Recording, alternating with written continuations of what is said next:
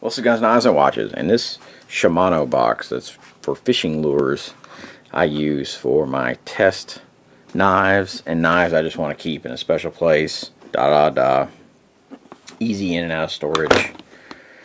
And what it's really become is my test bed, what I compare knives to. Now, if we start basically at the 1 o'clock position, we're going to find the Benchmade Adamas with the axis lock and the Benchmade 940 also with the axis lock.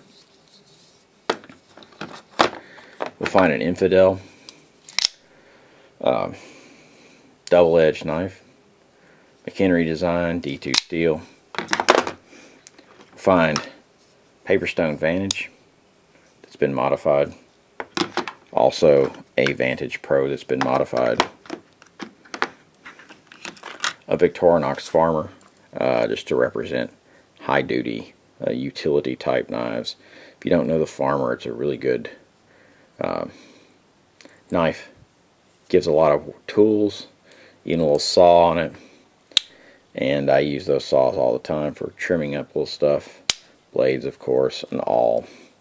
And your can opener and screwdriver, bottle opener, that type of stuff. Nothing on the other side, but it's a really good, it's one of my favorite actual Victorinoxes for the size. Of course, the Buck Vantage Force Pro. And my H1 Ladybugs that I carry on key rings and do things with and go backpacking with.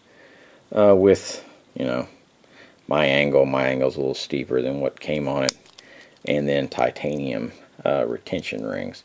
What these little clips are, why they're titanium, is not just because they're lighter, which lighter is cool when you're backpacking. What it really is that wire was the strongest of everything that I had tested. So anyway, got 2 of those with their titanium clips. Don't want them to get mixed in with the rest of them. That's not really a cheap little setup right there, you might think. You know, you're talking about a H1, which is a Ladybug Salt, and then you throw a titanium clip on it with a ring. Anyway, that most people that would escape them, but to a lot of people. Then we've got a Tenacious in blue. This is one of the newer Tenacious, the ones that much higher quality than what we used to have. And then same blade steel, but the liners and scales are so much better, and the washers, I believe, the way in which they're doing them are better. We have a standard Spyderco Delica saber grind, you know, just standard. This is Delica 4 with the steel inserts that have been skeletonized.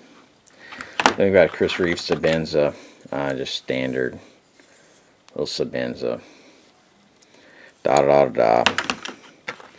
Mini Infidel, I keep that in there just because that's Mrs. Guns, Knives, and Watches knife. D2 steel also, just a little double-edged dagger. Of course, an Emerson CQC 7 chisel ground, Tanta blade. Then, of course, our Endura Spyderco that has my edge on it, which is a little more of a gradual edge than most people use. Of course, the Spyderco Military and left-handed, just so that I have to use my left hand, because I'm really left-handed, but I carry my knives on the right. So that means I get very little practice with my left, and as you can see, just, you know, give me a break. I'm in a cold basement, but still. Oh, there's only so many excuses you can make. Anyway, Spyderco Military. And of course, right now, I am dealing with the Gail Bradley incident. See what I'm telling you? I got to work on that left hand, man. That's just the way it is. You know, much easier with my right hand. Just flip it and just there the other. And so we'll flick it out with her finger, but I'm not there, man. I don't do that. So we have the Gail Bradley and all the rest of them. Anyway, I think I covered it. But these are some of my favorite knives. These are the knives that I use most often and have to think about. You know, they're at the bleeding edge of what they are. From the Chris Reeves all the way down to the little Ladybug. You know, this is what any knife that a designer makes has to go up against. Have a good one.